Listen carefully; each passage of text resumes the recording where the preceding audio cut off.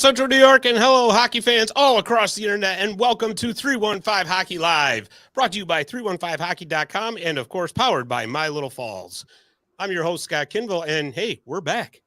We took last week off due to scheduling conflicts, and just sometimes, that's life throws you, lemonades or lemons. We just couldn't make lemonade out of it. Yeah, something like that. Yeah, I don't want to throw lemon. Actually, I don't want lemonade thrown at me. Yeah, you got something. Plenty being thrown tonight out there. Terrible mess. Yeah, no kidding, right? Yeah, we're everybody knows we're here in Central New York, and it's starting already. It's nasty. Yeah, it was. I'm about 5 blocks away from the studio here, and I had to be careful. Yeah, wow. It was a little slick. Yeah, it looked like. Yeah, I'm just staying here. It's a good idea too. So that voice that you hear is, of course, our producer and my trusty sidekick over here, Dave the Save Warner. Yeah, just here to fill the airtime. Well, those gaps. Yeah. the dreaded gaps, right? The gaps, yeah. Oh, boy. Well, I'll tell you what, though. We have got a great show for you. And without further ado, I'm going to bring our guest in. So, you know what? I mean, all the schools right now are at their mid-semester break. Or, I'm sorry, end of semester break. Mid-season break, whatever you want to call it. But that doesn't mean that the hockey talk ever stops, because it never does around here, ever. So our guest tonight runs D3 Hockey News, and he's going to come on and talk to us about that and all the schools in the 315 hockey region. I'm going to bring into you Chris Sugar from D3 Hockey News. How are you, pal? Oh, it's going good. Like I said before, I'm glad to be the guest. I don't have to set anything up, and your intro kind of adds suspense to it, because again, this is my first time being the guest, so it's a suspenseful entrance. Well, I tell you, it's a whole new feeling, though, isn't it? Oh, 100%. I'm kind of, I'm not the one who has to come up with the script. I'm not kind of run the show. I just listen to you, and I talk when needed, and here we go.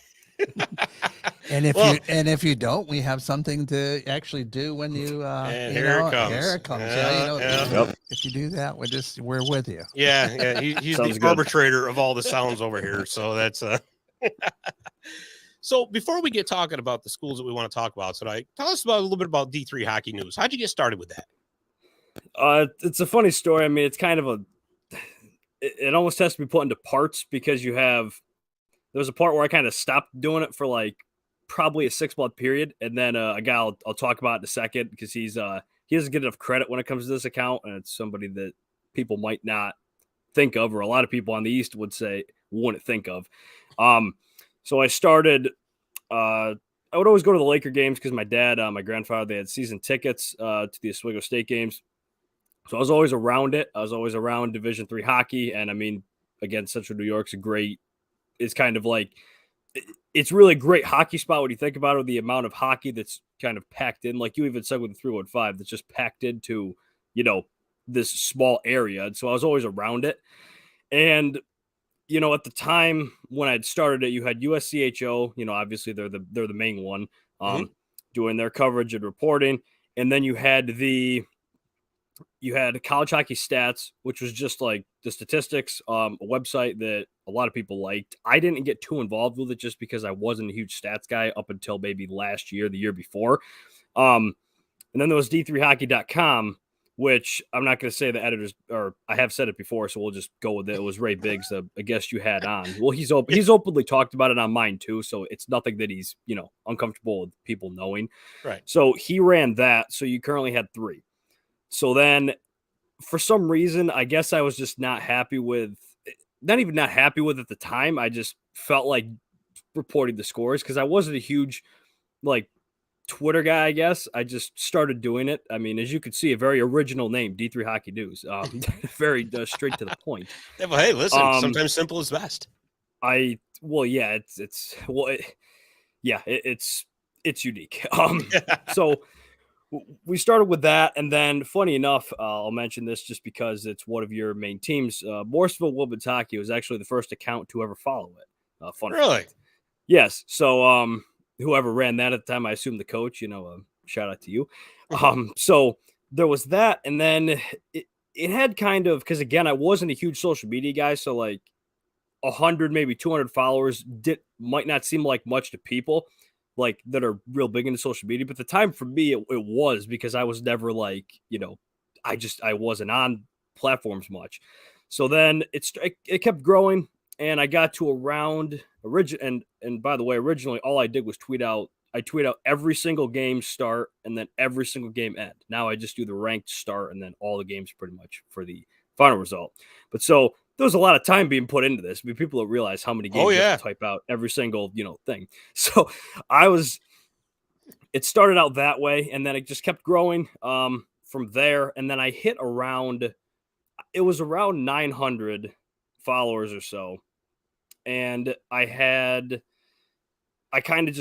wasn't getting engagement like I was before. Nothing was really, it kind of felt just like a plateau. And I was putting so much into it where I was just like, why do I want to do this? Just because I was putting so much into it and getting like nothing out of it.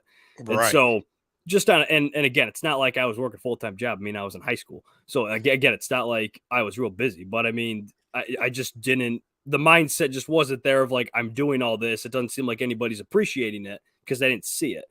So then, I kind of got rid of I didn't get rid of the account. I just pretty much deleted the app. Just didn't go into it for a bit. And then I think like mid-season, maybe my second year into it, I had just gone back into the Twitter account for whatever reason. I think I was just curious. I'm like, oh, I wonder what it's doing. Or I was kind of like, oh, maybe we could start it back up. Why not? So I had like 9 or 10 DMs and I looked at them. And the weird part was it was like 6 or 7 of them were from parents.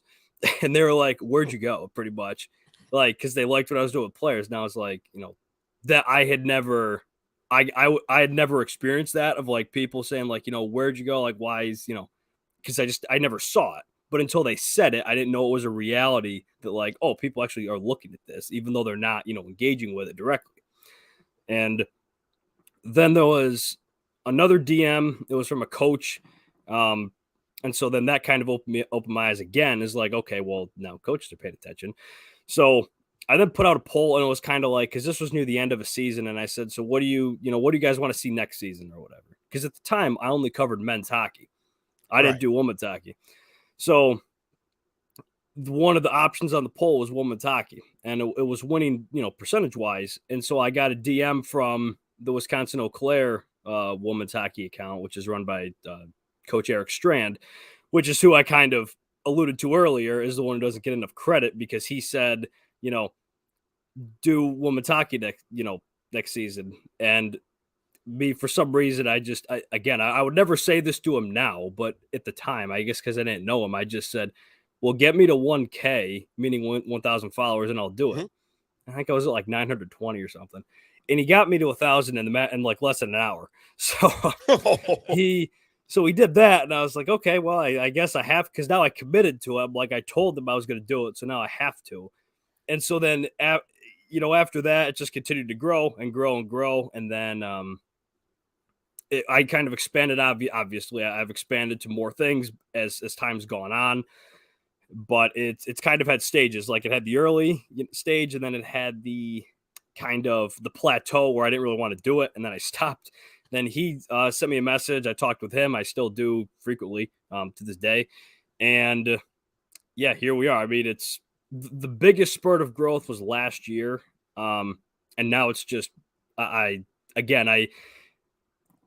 lot of people think I have this planned out of like what I want to do, but I'm just taking advice and suggestions for what people want. And then I just apply what I think is good. And it's worked out to this point. So it was a concept that originally I didn't think would have, because again, it's Division III hockey, and you're tweeting out scores. It's not like you're doing anything, miraculous here. Right.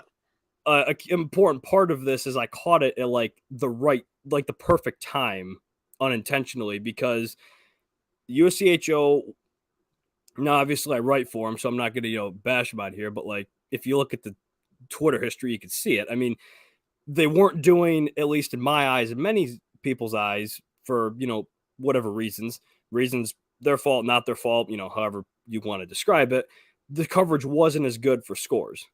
So I had caught it at a time where I kind of brought light, and other people it was made known to other people that their coverage wasn't as up to par as it could be. Meanwhile, college hockey stats was on the decline, and so it ended up shutting down. I think it was last year it did. So now that's out of the picture. D3hockey.com shut down. they were just over 6,000, and they shut down. I believe it was 2017 or 2018. Yeah, around that time. Right. Yeah, it might have been 19, but I think it was 18 where they called it. So now they're gone. So now it's essentially me. And so I, selfishly, it's like, I don't want to say I'm glad it happened, but if you just from a personal, like selfish perspective, I am, because now it's all the traffic just fed to me and I was able to do more with it. So that, like I said, selfishly, it was a good thing that those other entities didn't end up working, so it's been a long kind of a weird ride, but here we are. I'll tell you what, though, now we're talking to you.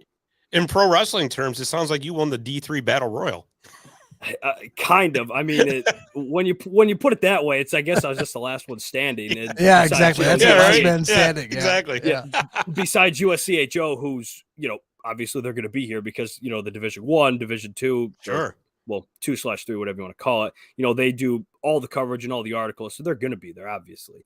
But for secondary or like kind of third party, if you want to call it that, like sources, I'm the only one that's, I guess, still lived, if you want to call it that. But well, no, but you know what though, you had mentioned, about you're just doing scores live, but you still have to stay up to date on everything really that's going on in D3 hockey.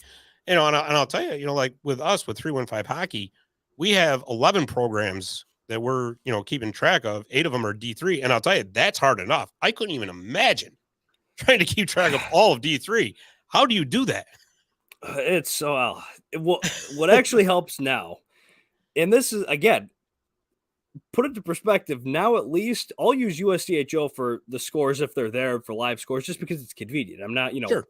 And so I'll use those and I'll report them. But back in the day, like I say, back in the day, like it's 50 years ago, but I mean, back in the day of when USCHO only had live scoring for D1, I had to go to individual, like all the individual sites to find out these scores. So it's like putting that into perspective, obviously some would be posted to USCHO, but a lot of them you'd have to go to just the individual site. And for some reason, it didn't occur in my mind to go to the NCAA website at any times because they actually update pretty good. It just didn't occur to me to be like, oh, let's go to the source and see if they post them when they do. And it just, I guess because it wasn't hard because I was always at it. I would end up pretty much posting, the game start times and say like a study hall or like my homeroom. And then usually I would be at a game, Friday or Saturday or both, or, done whatever it was with Oswego. And so I could just do it there. So I was already like, it's not like I was doing something else. I was involved with what I was covering. So that was kind of an easy part of it. And again, it's not like I was working a full-time job where I had other real commitments. It's like, no, I was a high school student. So I had a fair amount of free time on my hands. So, that made it, like I said, it all kind of just fell into place with the other entities, the way it kind of, they fell through, and just the time I started it, it just all, for some reason, worked out. Like just, it fell into a perfect puzzle. Let's put it that way. Yeah. Just like a great game of Jenga, but, pretty much. So you do your own rankings, which is really intriguing. So, the side, right? So how do you come up with your rankings as opposed to say what you would see on USCHO? So there's a couple points that I'm gonna, I guess not clear up, and that because that makes it sound like I'm kind of wrapping it up or like answering questions, but to kind of touch on. Originally, it was funny when I started with the rankings because nobody knew who I was at the time. Nobody knew who I was until like pretty much the podcast was when I kind of pretty much said, here's who I am. That's when because I was like, I felt as though with a podcast, I wanted to be more personal. Like if you're going to actually go through the time to listen to me talk with somebody for an hour, like you should at least know who I am. That's kind of the way I looked at it versus if you're just going to go on the account every, here and there. I don't think you deserve to. I mean, that sounds arrogant, but I think that's something where it's like, if you really care about what you're, with what I'm doing, then I'll let you know who I am. I just think that seems kind of fair. So and even like in my LinkTree, it's been in my LinkedIn's been in there for a while. And just if you didn't bother to go in there and click, is say you're a fan or whatever, and you're wondering who it is, it's like it's been there. I mean, so all you had to do is just click the link, which I say all the time. So, so there's that. And so I kind of getting off that tangent with the rankings, nobody knew who I was. So it was sort of, now it's tougher because people know who I am. So I can get a direct, the second it's posted from various, players, coaches, whoever, I get a direct pipeline of like people either happy or not. Yeah. In a fun way. I mean, they're not pissed, yeah. but it's like, I do get a direct kind of line of communication with who I'm ranking. So the way I kind of go about it, I think USCHO struggles with this, and I know why. I mean, I'm not going to go into it because that's their thing. But with the people who vote on it, it always seems that it's branding. A lot of it is branding, and especially this year. And I'll say this because I caught heat against my own school because for some reason people think I hate my own school when in reality I'm just neutral and they can't accept that. When my loyalty check is direct deposited, I'll gladly change that. But until then, no. But you can't tell me they were playing. We were both at the Utica game. That's where we met. Mm-hmm. Utica made them look terrible. Oswego played about 8 minutes of that game where the puck wasn't in their end and they had control, and it was all in the first like 2-3 minutes of each period.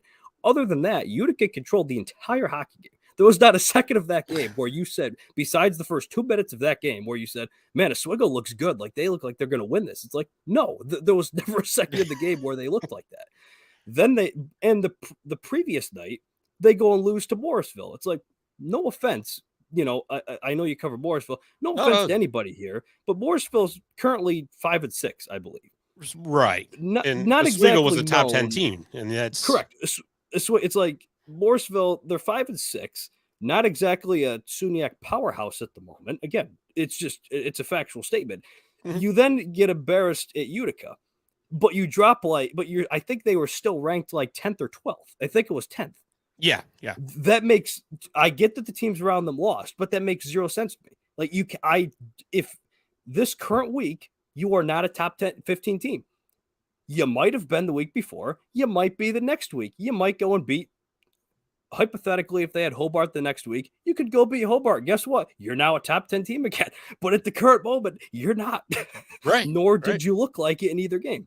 So, you have teams like that could just jump in, and it seems like they never go out. Same thing with if we want to even it out east and west here, same thing with like a St. Norbert. They never fall unless they really hit a bad streak. They're just not gonna, really leave that top 8 or top 10. And you have a team like, say, a St. Olaf at the time.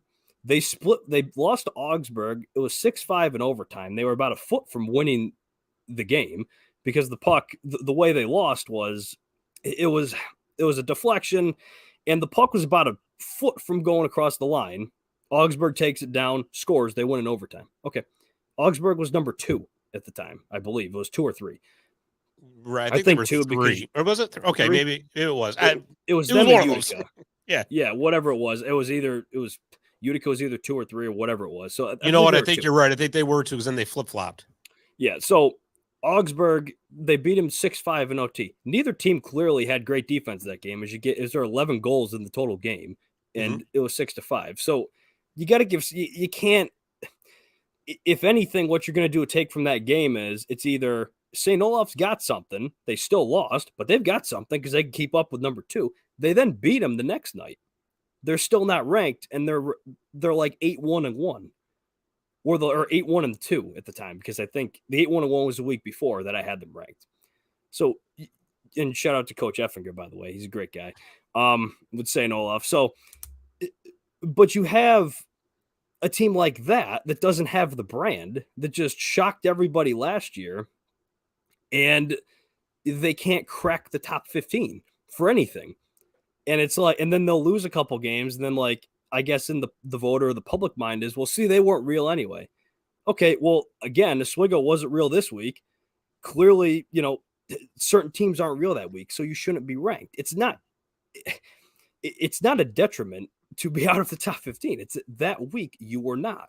Right. And so with mine, obviously I'm not just going to go off a purely week by week basis, because in that case I'd have a team like that just goes 2-0. I'd have them in the top 15. Sure. But I do consider a lot, if you're kind of right there, like using Oswego for an example, because it's the purest example to me, you have a big brand that's sitting there and only drops 3 spots after they get embarrassed at home against a team that's under 500. You then lose to Utica and only have puck possession for less than 10 minutes of the game, really, controlled. And you only drop 3. If that happened to any other ranked team, let's say St. Olaf, for example, was it number 7 or number 8 with where Oswego was, they'd be unranked in a second. They might get 2 votes the next week. Right. So that's, I guess, that's how I determine it. I give a lot of credit to what are you currently doing. I give your record a lot of credit because, you could say, well, strength of schedule, it's iffy, whatever. You still got to win the game. You're playing the games. I'm going to give you credit if you have a very good record. It's just because you're winning, you're beating who you should. Sure. That's the game. I don't think just because you've played a bunch of top 10 teams, if you can't beat them and you're losing by 1 goal, I'm still not going to give you a ton of credit because you're not beating them. You got to get a win somewhere in there. Right. It's like you need to kind of go, if you're going like 500 in those top 10, top 5 games, fair enough to you. But if you're just coming up short every single time, I can't give you a ton of credit because, again, you're giving them a run, but you're not beating them. If you're that team, you got to get a win or 2 or at least tie. Oh, it's like they said in Top Gun, there's no points for second place. Exactly. It's well, unless you go to overtime, then I think in some leagues you get 1. Yeah, right. Okay. I laugh because Think David's of just that. over here shaking his head. He's like, "Oh my god, another '80s reference! I can't believe it." It's always the 80s. Yeah, But you make a great point about the polling because I mean, you know what? You'd see that a lot like in college football as well. There's 100%. teams in college football. Not to get off on a tangent on that, but I mean, no, you've lost five games, and we're week 10, and you're still in the top 20. How is this happening? But no, there's so many valid points across the board, and we might as well talk briefly about the Utica Oswego. I mean, it's old news by now, but I mean, going into that game that night, I kind of wrote the loss to Morrisville off for Oswego as well. Maybe they were looking a little bit ahead to Utica, which does happen. I mean, it is what it is. It was a huge game going into that Saturday night. But I mean, I will say that Cal Shell was fantastic. I mean, even though he took the loss that night, Cal kept him in it. I mean, honestly, that game could have easily gotten to like 8 or 9 goals.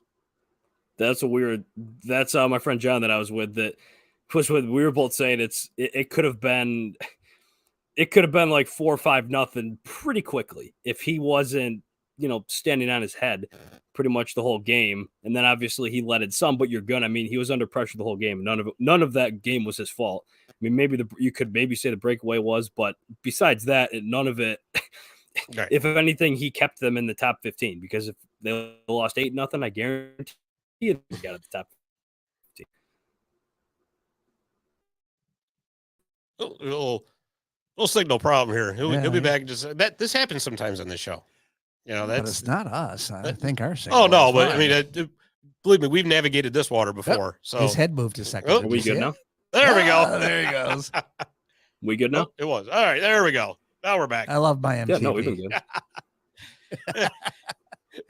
Didn't that look? See there? Hey, listen. Now Dave's got the 80s I had to reference do going the on. Yeah, my Thing connection for you. seems good. Here he goes. It happens sometimes. I mean, that's kind of listen, we've always said with this show, if something doesn't go wrong, it's not a show. Yeah. It's not a show. I think we're good now. There we go. I think so. I think we're okay, we're good. There it is. But yeah, I mean, obviously that wasn't, Oswego's night, but I have a very hard time believing that that's the real Oswego Lakers. I don't buy that for an instant. But with the Utica Pioneers, everybody knows what happened to them that opening weekend out in Adrian. That was, the first game was all right. You got to overtime, but then let's just face it, they got blown out in the second game there. And it was like, oh no, the world's coming to an end. Right. And then Justin Allen goes down to injury. And so, but slowly but surely they started to turn it back around. And now they're ranked number 2. Now, in your opinion, is that a good ranking for them? I think they're number 1, but that's just me. I get that they Wow. have the losses to Adrian. I get it, but Hobart, I want to see Hobart. And again, this is going to sound bad because I kind of just said like you need to win the games and the record matters. I get that. But the way Utica, I guess it could be sort of biased just based off of an eye test, but Oswego didn't look that bad against Hobart. And I get that it was opening, I believe it was their opening game. So it's not going to be an equal level of play. I just what Utica's been able to do, and I just think especially at home, they feed off the crowd. It's the best of D3 arena and crowd pretty much in all of D3. Which again I caught flack for that too, but I thought it was a factual statement. In my opinion, I can't put them above Hobart on paper on the rankings, but in my mind, if you had to tell me who do I think is the best team, I would put Utica at 1. But I'm not going to put that on a ranking just because Hobart's earned it. And there's nothing that they've done for me to say that Utica should be above them on paper on a ranking. But if the two teams played right now currently, I would take Utica. So that's kind of the way I'm going off of it. Is I think Utica is just the best at the moment. But Hobart, you can't take them off 1 because they're perfect and they haven't done anything to be removed. Right. And there's no way. I mean, you cannot do that. But yeah, I mean, looking at Utica's schedule, they had their tough games early. Now coming into the second half, they've got, let's see, Nazareth College. It looks like it's going to be their toughest game. They're doing a home and home there. Other than that, it's all pretty much UCHC play as well. They are going to get Justin Allen back. Kimball Johnson's out too. I don't know how long he's going to be out. There's no word on that. But I mean, things are lining up pretty well. And it almost seems like they shook the rust off whatever it was early, and now they're starting to roll. So we'll see what happens there. I mean, the Adrian series was tough. It's because it's tough to do that. It's opening weekend, and Adrian's doing the ban. I believe it was the banner night or whatever. And so you're doing all this stuff. You're taking a long drive. I mean, it's not short. No, not at you're all. taking a long drive to Adrian. You're going into their banner night. You've got a ton of. I get that Utica's loaded with D1 guys, but again, they've got to get used to it. I don't care who you are. I mean, you need to get team chemistry. Adrian's lost a decent amount of guys, but they've still got a lot of guys back that were in the starting lineup. And so it's one of those where the first game, it's almost like you pour everything into it, and then you just can't. For the second game, it's just hard to get up like you did for that first one. Right. For that first game you played, it's just, and then it can get away from you fast, especially against a team like an Adrian, which after weekend 1, Adrian looked like they were going to do what they just did last year. And obviously that's not the case, but, that they're still very good, but they're not doing. Last year was ridiculous, but that first weekend, that 8-3 game was kind of made you look back at like, oh, what they did to St. Norbert. And it's like, okay, is this still that team that can do that? But yeah, absolutely. See their identity again. Absolutely. Just for you, Dave. But, speaking of Adrian, so, I mean, Oswego returns to action. It looks like December 30th. You got the Oswego State Hockey Classic up there, and Oswego could potentially face Adrian in this tournament. Yeah, in my opinion, they will. And if they don't, there's a bigger problem. But they're good. I mean, Williams has shown to be a good opponent. I mean, that's who plays Adrian. They gave Geneseo, I believe they gave Geneseo a run, unless I'm having a complete brain meltdown. No, I think you're right, actually. Yeah, they've won some games. They've given some good teams some runs. So, I mean, obviously they're going to be there. But I will give and this is no insult to Adrian, but where I give them the edge, like I said, this is no insult to them, and now I'm going to pick them to win. But it's where I'm going with it is they're used to playing with less fans. Oswego is used to, they need the crowd. Like that's what they go off of. Like if they don't have a crowd, or if you see them kind of lose an away game where you're like, what was up with that? It's like, look at they struggle, in my opinion, at least. I think a lot of teams, like say even Utica, for example, could probably do this. You kind of just struggle because you don't have the normal energy in the arena, and you have to produce it yourself versus that other team who's already used to producing it because they have, say, 100 people in the crowd versus the usual couple thousand. I'd give Adrian the edge because they're used to playing with, nowadays they do get a very strong attendance, but on an average night, it's not, I don't believe it compares to Oswego. They only seat 500, and I think they have 1,000 standing. But in Adrian, that is. But I would give them the edge just because I think there's going to be nobody really there because the students are gone. It's pretty much a New Year's game or New Year's Eve, whatever you'd like to call it. And I would take Adrian because I think they're used to creating that energy and that environment, and Oswego's not going to have that. So they could prove me wrong, but I think just my own analysis, I would take Adrian because I think they're going to be more adept to that kind of, I guess, just vibe in the arena. Very interesting. Very interesting. So we're going to move on to Hamilton College and Morrisville. But before we do that, Barry's got a quick question. He wants to know, do you think Syracuse University will ever have a D3 or D2 men's team? They got the D1 women's team up there. Kind of interesting that they don't have any kind of, I mean, they got ACHE, the club hockey team, but they don't have the actual university team. So, I mean, they charge enough money, so I'd assume they can fund it. I know, right? So I'm sure they can, get some pennies together to do that. I think it's D3. It's a weird spot because you'd have to you couldn't do D2. Yeah. Because the geography doesn't make any sense whatsoever. You couldn't. D1 would be tough because you could manage a D1. It's a huge jump to sort of go like, okay, we don't have any hockey. Now we're going to go D1. And now you're probably going to be in a conference rivaling Hockey East where most of your non-conference games would be. Sure. Where that's pretty much the best league in D1. And you've got other teams that are trying to make that jump to D1 too. Like the rumor's been going around for years with Utica wanting to go D1 and trying to get into the AIC. The Atlantic Hockey Association there. And so I mean, there's that too. So it's interesting. I don't know. I mean, it'd be nice to see someday. You always want to see another hockey team, right? I mean, that's kind of. Yeah, I mean, it's a weird. I mean, now I'm a UConn guy. That's main thing with D1 hockey. UConn's now they're actually having their best year they've ever had, and their athletics pretty much overall this entire year's been great. So seeing Syracuse be successful isn't something I would cheer for, but seeing the program in general, yeah, I'd be happy about it to see it. Maybe get a UConn and Syracuse game here and there, see them locally, but no, I couldn't see them D3. I just couldn't see that. I mean, I think they'd be the type of school to just go D1 if they were going to do it, but they could easily do it. It just depends. Do you want to allocate your resources to it at the end of the day? Because they've got plenty of money. That's not the issue. Certainly not. That's for sure. No. Ask anybody who's paid tuition there, right? Exactly. Exactly. Okay, so why don't we move on? So which one you want to talk about first? You want to talk about Hamilton College or do you want to talk about Morrisville first? We can talk about Hamilton if you want. Okay, sure. So we had actually Coach Haberbush and Nick Hawkins from the team on. It was about a month ago, wasn't it, Dave? Yeah. And actually, Chris, they don't look too bad. They're 5-3 overall. They're 3-2 in the NESCAC. You know what? They're right there. I mean, they're a tough team to play against at home. They've only lost one game at home.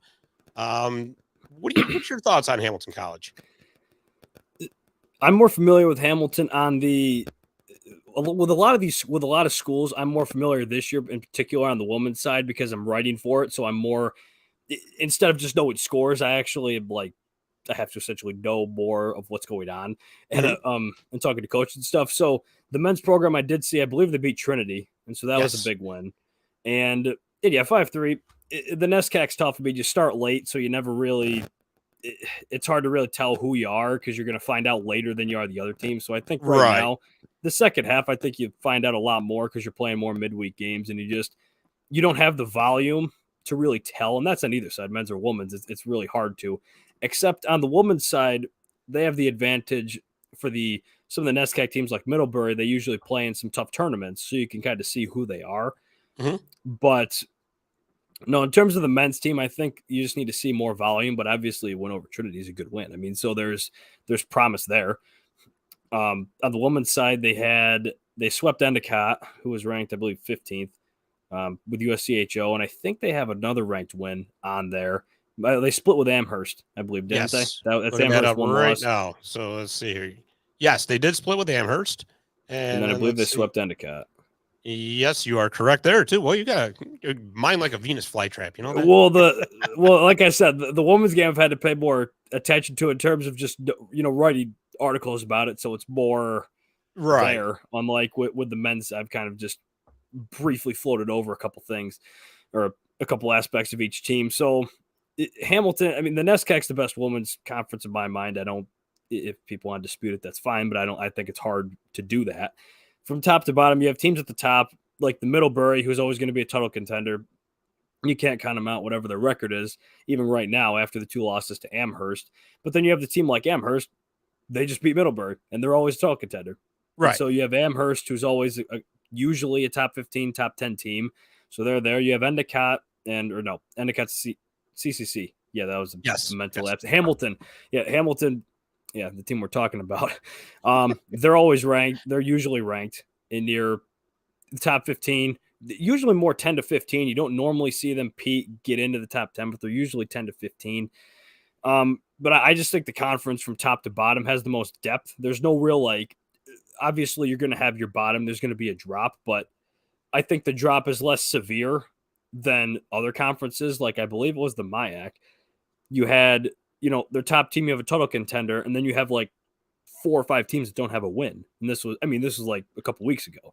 But, right. You have a team that's extremely good. You then have a couple teams that it's like, well, they could win some league games, but they're not going to really do much. And then you have the bottom half that has, maybe 3 wins combined. So I think the NESCAC, the records in the NESCAC can never really show who the team is, just because you're going to beat each other up the whole year. Sure. It's a battle of attrition. Pretty much. So, I will tell you this though. I went out to Sage Rink a few weeks ago to cover the women's game between the Continentals and the Morrisville Mustangs. And the observation I pretty much took away from that game was Hamilton is a very fast team. They were up and down the ice like rockets. I mean, they really were. Morrisville played a very plucky game, though. I mean, they're a young team on the women's side of talk. They're I think they only got 2 or 3 seniors, something like that. And I'll take your word for it. Yeah, I think that's but I mean, they hung in there. I mean, like I said, the record is kind of, they're 2-7 this year. So I mean, it's a growing pain season for them, really. Yeah, they've seemed to struggle since they got into the new HL, because they had I believe before that they had a couple of 15 or more win seasons. I think they had they were in the upper teens pretty much, the upper teens. And then I think it just seems as though for whatever reason, they kind of fell off once they got into that new league, whether it's competition, I don't know, or just recruiting or young team, graduating class, whatever the case may be. It just seems as though once they got to that, to the new HL, they kind of just not fell off, but just they're not doing what they were, because it seemed as though they were kind of building something, and they were kind of hitting that they're going to make the next step, and then it just kind of dropped right off once they got to the new league in terms of record wise. So yeah, it's an interesting one. It's like stuff like that. You always think about how is the, obviously new league's going to change things, but it's not like it changed, real drastically or radically who they played. It just means you play them more often. Right. Yeah. The quantity doesn't change. It's just more of the who. That's about it. Pretty much. But yeah, so, and and with Morrisville, we didn't talk about the men's team. So I'm just going to kind of shift gears again on you real quick, because I was out in Morrisville a couple of weeks ago to cover the men's game against Potsdam. And I will say that it was a very great effort by the men's team. They, Potsdam hung in there. They did. They hung in there until the 3rd period, and the Mustangs just kind of wore them out. Let's see, looking at their record, they're 5-6, like we just talked about earlier. But Morrisville, the men's team, they strike me as a team that can beat anybody on any given night. Oh, they're 5-6 for them right now, and I don't say this in a bad way. I think it's better than what they have better quality wins at this point in the season, more of them than I think they usually ever do, or games. I mean, you have the win. Well, I don't think, have they ever beat Oswego in Oswego? I don't think so. I mean, you took them, beat Oswego until this year, right? But that's what I mean. It's you have a win like that, and then you take Plattsburgh, their goalie Ryan Crean, he had 62 saves, and you lose to Plattsburgh at the last minute. I mean, that's essentially, obviously that's a great game, you can't even fault them there. You took Plattsburgh, who was ranked, I forget what, might have been 10th at that time or I 8th, think I'm they were. not sure. Yeah, yeah. And Yeah, that was in whatever. Plattsburgh too. That's Oh yeah, you know. 100%. I mean, you have two games like that. It shows you could play with anybody, and then they've had some impressive wins. I mean, they were right on the cusp of beating Cortland too. I mean, I don't think people realize that part. They were, if I remember it correctly, I believe it was they had them like 5-on-3 with like Morrisville had Cortland out of 5-on-3 for that matter. With like a couple minutes to go, and then Cortland killed them off, and then with like 30 seconds to go, they brought the puck down, and then they shot, and it was off of a face-off after a timeout, and they scored, and they tied the game with whatever 9 seconds left or something, and then Cortland just scored a 2-on-0 in overtime, and they won the game. But again, it's like it's one of those games where you could easily be sitting at, will the record be 6-4? Yeah, because that 6-4. exactly. I mean, and with wins over good teams, and so you'd be right in the cusp of the middle of the Zodiac. Sure. Almost near the upper half. If you were to beat Cortland, you say you tie Plattsburgh, you're right up there with anybody. So they've got something. And when your goalie's making 62 saves on a night, that's going to help. But yeah. No, yeah, like I said, that's the thing I took away from that. I mean, they're definitely somebody that can beat anybody. And I'll tell you, the Iceplex, I love that rink. And you want to know why? Because the press box is actually built right over the penalty box. So the penalty box is literally a penalty box. They're in an actual box because there's walls on each side. It's hilarious. I love it. So I think I know. Okay, I think I know what you're talking about with the. I'll send you a picture. I took a picture of it. Okay, yeah, because I watched the last portion of the Cortland game with them when they were beating Cortland. I think I watched like the last 5 minutes of the game, and it did. I'm picturing what you're talking about, I believe, with that kind of structure. So, yeah, I'll send you a picture of it later on. I'd like to see it. Yeah, it's just so cool to me. I don't know, because it's unique, right? So, yeah. So let's continue on. And obviously we've talked about the men's program. So the remaining programs are Utica and Oswego for the women. So let's talk about what do you want to talk about? The Pioneers. Let's talk about them. So I like Utica a lot, by the way. On the women's side, I think they're underrated. I tell you, I was really surprised that they started the season outside of the top 15. Because not mine. No, not yours. You're right. Absolutely. USHL or USCHO though.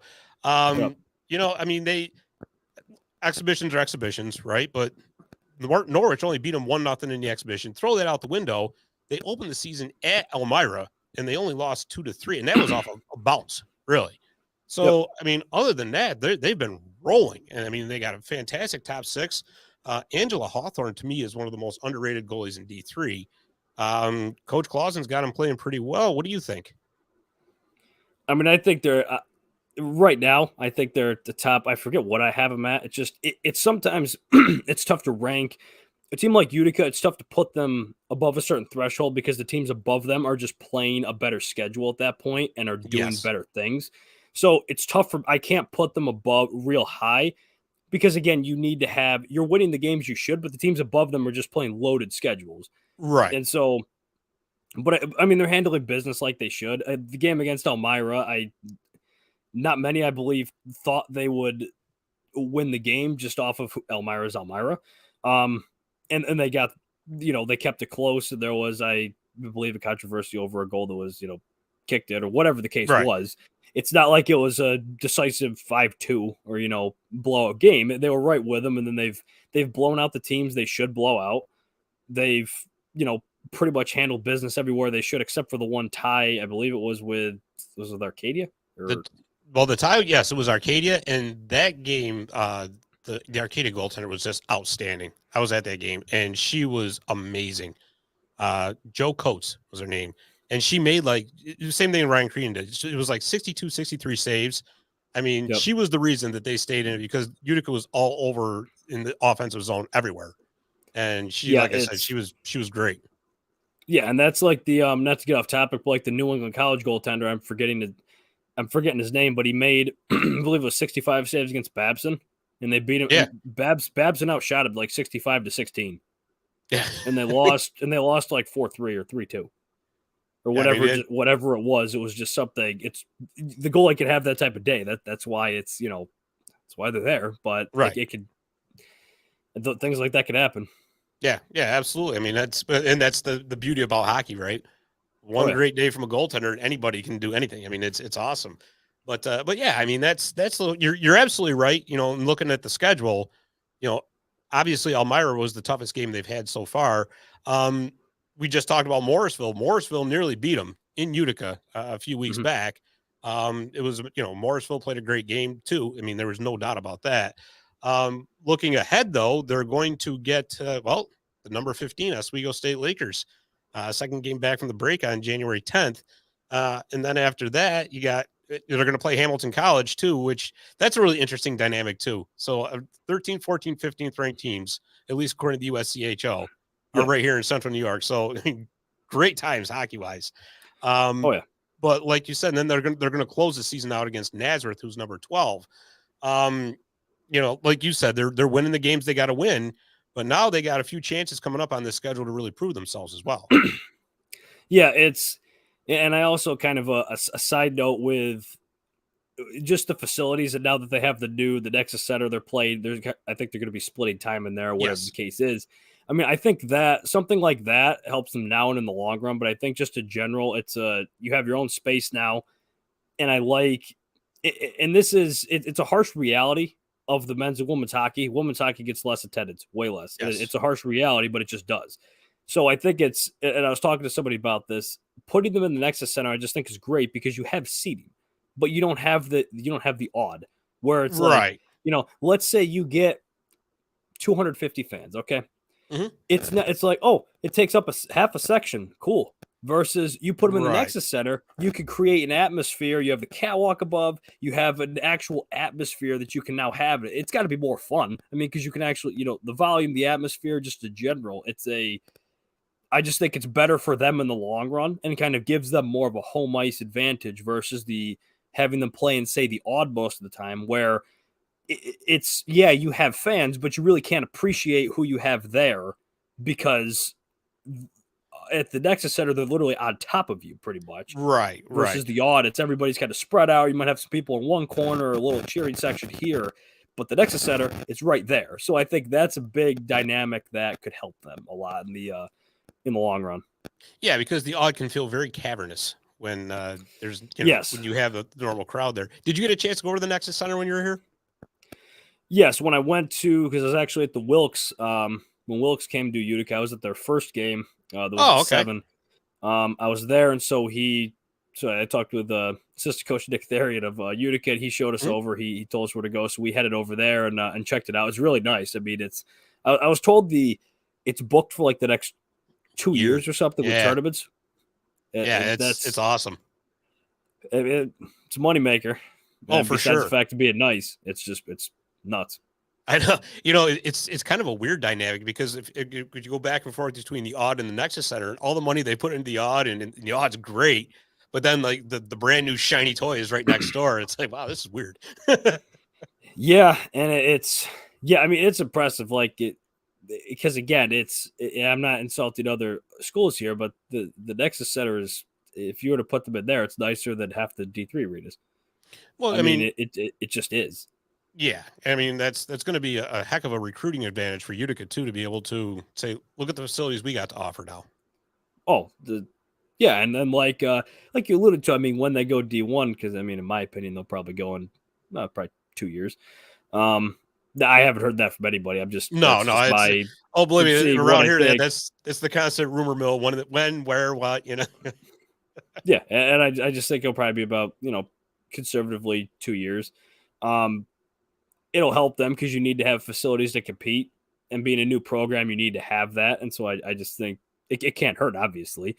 But no, like the Nexus Center, I think that'll help the women's program a ton versus having them playing the odd. That's just my personal opinion on that. Absolutely. No doubt about it. So let's wrap up then talking about the Oswego State Lakers women's hockey team. Let's see, looking at it, they are ranked, like I just said, 15th by the USCHO. Where do you have them in your poll? Let me actually check on that because I haven't looked at it in. I believe they're 12th. Let me, if this would load up here. I've got them 11. And I've got them 11 pretty much because they took the wins they had were impressive. They swept Cortland. They beat Hamilton. And they had beat they just lost to Plattsburgh only, I believe it was 3-2. They took them right to the end. So I think they need credit there. But again, they got off to kind of a rough start, and they've pretty much picked it up. They've been winning the games that they've played, and I think they've played more of a handful of ranked games than, and they beat Hamilton on the road, I'm pretty sure. And so just seeing what they've done, I've got them at 11, and I like what they're doing. And they took Plattsburgh right there, and Plattsburgh was always a team where they struggled immensely against. And so to see them take them now pretty much to the end, I think that was a good jump. And Coach Mark Digby, because he's now kind of had his footing now with the program. He's had it in his hands for some years now, and so he can kind of get it. He's got who he wants in there pretty much. Mm-hmm. So I think there's a lot of upside to them right now. We'll see a lot more because they've got their first game back, I believe, is against Amherst, that's in Oswego. So that'll be interesting to see. I believe it's January 3rd in Oswego. Let's take a look. See here. January 3rd. I'm interested to see. Yeah, absolutely. I'm interested to see how that goes. Yeah, for sure. I mean, and that's what are some of the strengths of this team? Oswego, I'd be lying to you if I said I've seen a ton of their games, but from what I've talked with Coach Digby, they had a lot of penalty problems because I had to write. Well, the reason I knew this was because I had to write about it when they had lost to Potsdam, and then they beat Canton, but they had something like 9 or 10 penalties in each game. And, well, Canton was no better than they were. I think they had pretty much the same amount in that game, and Oswego ended up winning. But I think they kind of showed their ability to win games that they probably shouldn't have won. Like when you put up that many penalties against a Canton team who's pretty much matching you on penalties. But yet it's one of those games where you managed to get out of there and win. Potsdam, it just seemed maybe one of those nights. But once they got past that first weekend with Adrian, where they might have just been getting their footing with some transfers to see who's going to be doing what, I just think they've shown some strengths as they're finally doing what they want to do, if it's a bad answer. But Coach Digby kind of alluded to it as the team's finally, they're getting up for every game. Every game's a big deal. It's not just you're playing, whoever. You're treating every game as a big deal, and you're focusing on just doing what you need to do, not worrying about what the other team's trying to do, and then just staying out of the penalty box, which they've done. It's after that weekend, I think they only had about 4 or 5 penalties in the stretch of 4 or 5 games. So, I mean, they really, when you put up 18 to 20 in 2 games, then you get it down to 4 in about 5 games. It's a massive drastic change. So I just think, I just think staying out of the penalty box is something that's helped them a ton. And I just think it, maybe not something that they were intending to do better at the start of the season, but I think that's something that they're just playing more disciplined hockey at this point. Very good. Very good. Yeah. Because obviously with any hockey, staying out of the box is key for sure. So let's wrap this up with something that you do. And this is so awesome. You have the diiihockeynews broadcaster bracket tournament. The new one is starting up in 2023. Tell us how this got started and tell us all about it. Well, it's interesting. Like most of this stuff, I just put something out there and then it ended up, it sounds arrogant, like, oh, I just put it out there and it ended up doing well. But we were all kind of, a few of us were talking. One of the guys who does, he runs like a Facebook page, group, I believe it is. And then some other stuff for Geneseo. Him, Matt Kibbe, who graduated from Adrian and was the main TV guy for them. And I believe one other person, we were all for some reason talking. Somebody brought it up at like maybe midnight or 1 a.m. one night after some of the games. And I believe it was a Sunday. I think that was talked about, or like a Monday. And then it was brought up like, oh, we should do like either best broadcasters or like, excuse me, or best like uniforms. And the broadcast one kind of stood out as like, because I knew a decent amount of guys that did that. I'm like, it's not did like a bracket, but like just did broadcast. I'm like, it sounds kind of interesting. And So I figured originally I just said, well, I've got, I know like 6 to 8 that'll be interested for sure that'll do it, but I don't know who else will do it. So I just put out a tweet like, if you're interested, nominate somebody, that's just reply to this tweet, nominate them. I'll take whoever, because at the time I figured maybe you'll get, I was thinking conservatively 20 max, maybe like, 15 to 20. And I had a dentist appointment that next morning at 7 a.m. and I sent the tweet out probably 12:30, 1 a.m. So from that point to then 7 a.m., I get up, I go to the dentist, whatever, I'm out, and I check my phone around 8:30, and I think I had like 30 or so entries. Oof. And they were from teams.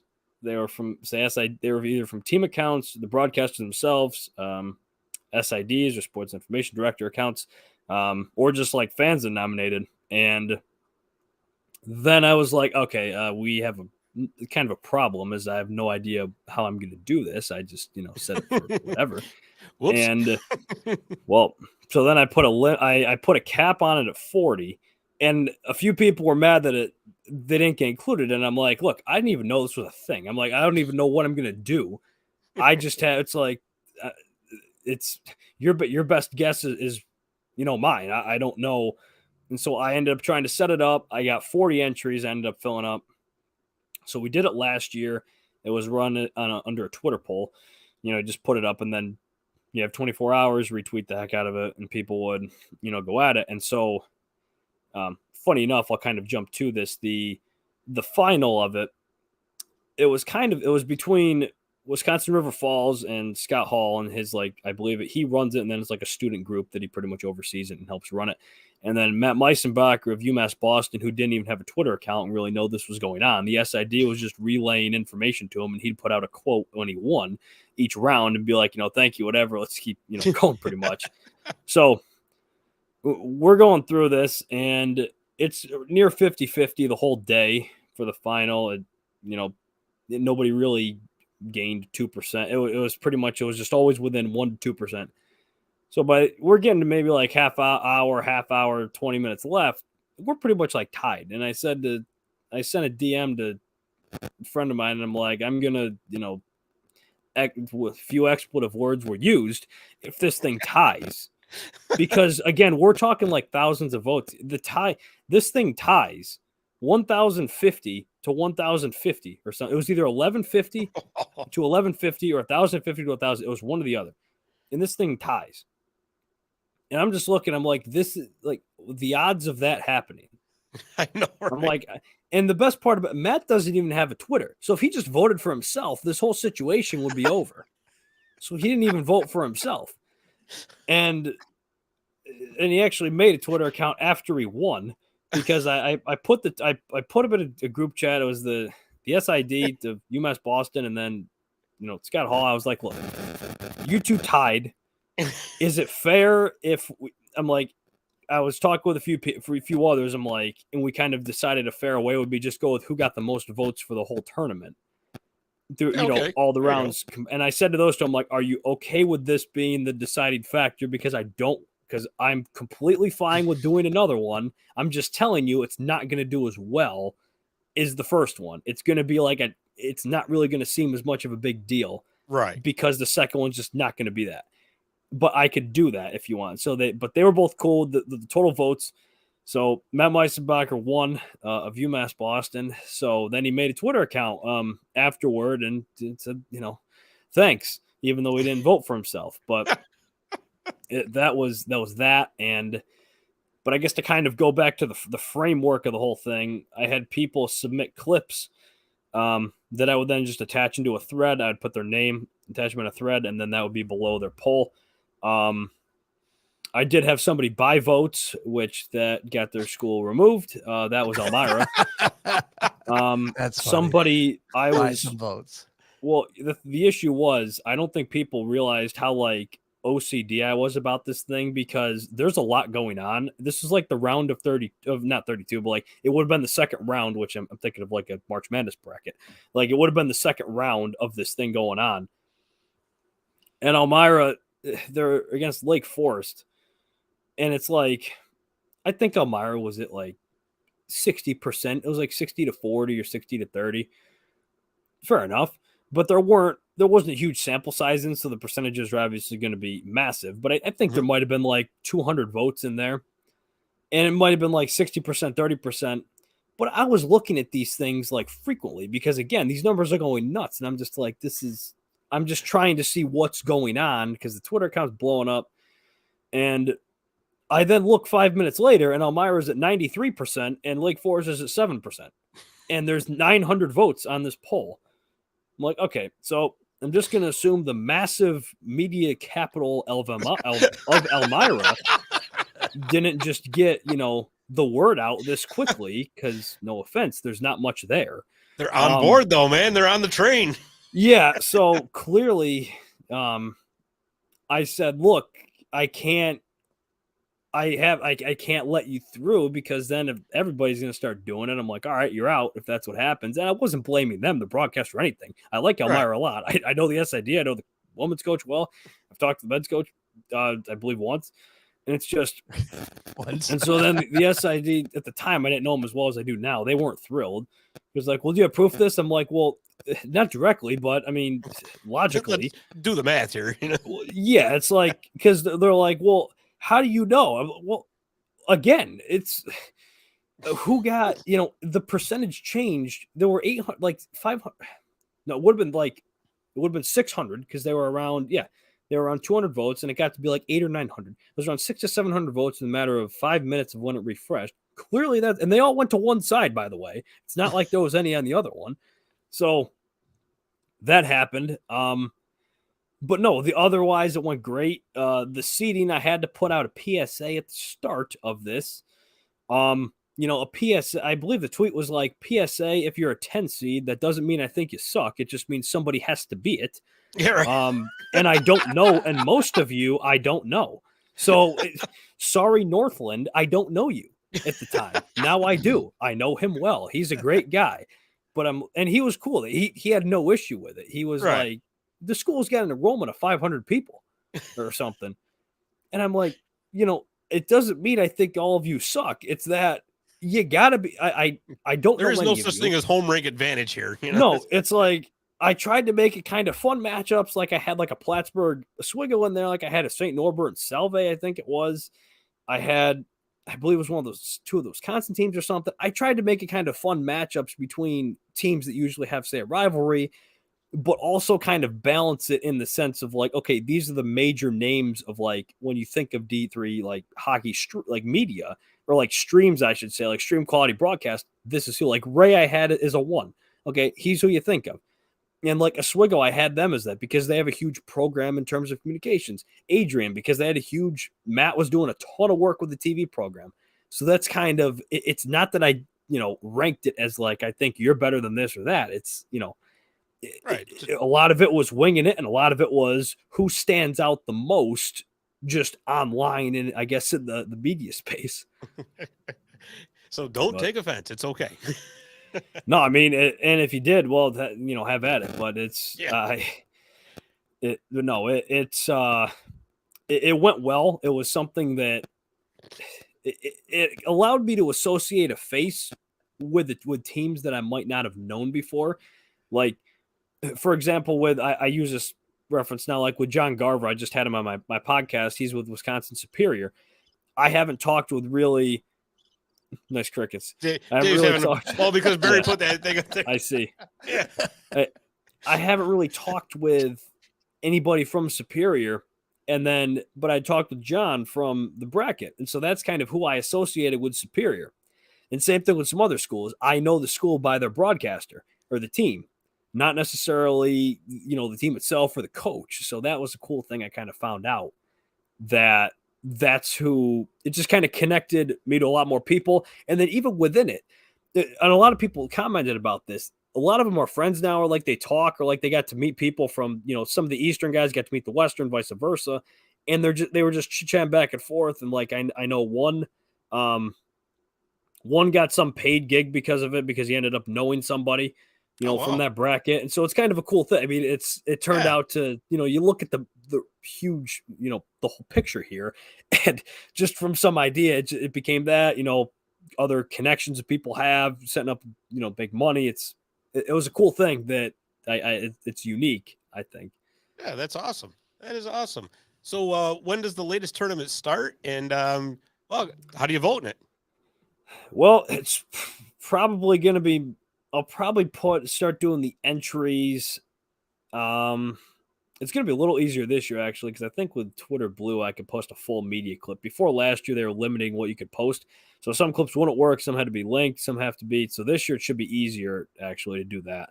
I'll probably do the entries, like have them open early to mid-January, probably more like mid, maybe like the second week. Try to do that. And then once the field is set, I'll make a bracket. A lot of it will be based off of, say, last year for the returners and some other things. I'll make that, and then it's just going to be you have to follow to see when that matchup for the school you follow or the broadcast you follow was up, and then they'll end up posting it all over. I know that, but there'll be last year I believe we had a we had to do a play-in because with the amount of teams, just the bracket it was weird the way it was. 40 was not an odd number, mathematically, but it was an odd number for a bracket. So I had like a play-in round. So I don't want to have that this year. I shouldn't. I'm trying to get it to like around 50. So I'll see what happens with that. But you'll just vote and click, just yes or you'll just click say it's Utica and Oswego. You'll just or the broadcast. You'll just click on who you want. And whoever gets the most votes, they move on. And yeah, usually the weekends I'll take off because the traffic's not going to be as big, mainly because people aren't at school or just at work. And so I usually keep it during the week, and we'll see what happens. It's going to be hard to top last year. I don't know. I mean, again, I'm kind of downplaying it, but I'm interested to see what kind of traffic it gets compared to last year, just because last year it really did just take off. I mean, I gained 1,000 followers in a week from that thing. Wow. I went from, I think it was like 3,000 to 4,000 or something, or 2,000 to 3. It was one or the other, but it just, because there was so much traffic to that account from everybody, and they were following it because they wanted to keep up with it. And it was like, it just ended up going nuts. But hey, at least you made balls to be able to vote for themselves.